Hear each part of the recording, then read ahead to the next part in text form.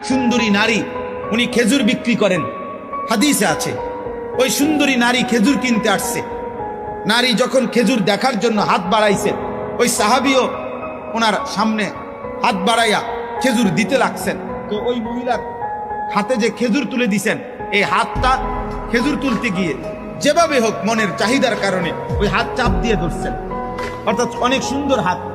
এই জন্য উনি মহিলার হাতে মানে খেজুরও দিছেন, একটু শক্ত করে ধরে ফেলছেন হাতটা, শুধু এতটুকু, সাথে সাথে হাত সরাইয়া এই এতটুকু।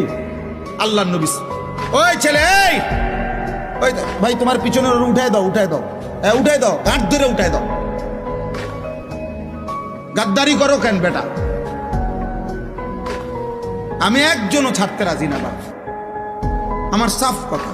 আল্লাহর কুদরত এটা। আমি অনেক কিছু আমার নজরে পড়ে না, কিন্তু মোবাইল আলগি দিলে আমার নজরে পড়ে, এটা আল্লাহর কুদরত। তো ওই সাহাবী নবী সাল্লাল্লাহু আলাইহি সাল্লামের কাছে আয়েশা বললেন, ইয়া রাসূলুল্লাহ, আমি একটা অপরাধ করে ফেলছি। ওই নারীকে আমি খেজুর দিতে গিয়ে আমি আমার মনের আবেগে বেখেয়াল হয়ে গেছে, আমার ভুল হয়ে গেছে, আমি তার হাতটার মধ্যে একটু চাপ দিয়ে ধরে ফেলছি, আমার তো গুনাহ হয়েছে। ইয়া রাসূলুল্লাহ, আপনি আমারে শরীয়তের বিধান কি আমার উপরে, আপনি আমার উপরে আকিম আলাইয়াল হাদ্দা, শরীয়তের কোনো শাস্তি যদি থাকে আমার উপরে সেটা কার্যকর করে দেন, যেন আমার আখিরাত পবিত্র হয়ে যায়। আল্লাহর নবী সাল্লাল্লাহু আলাইহি সাল্লাম বলছেন, খালেস দিলে তওবা করো, আল্লাহ তাআলার ইবাদতে জমে থাকো, তওবার মাধ্যমে আল্লাহ চাইলে মাফ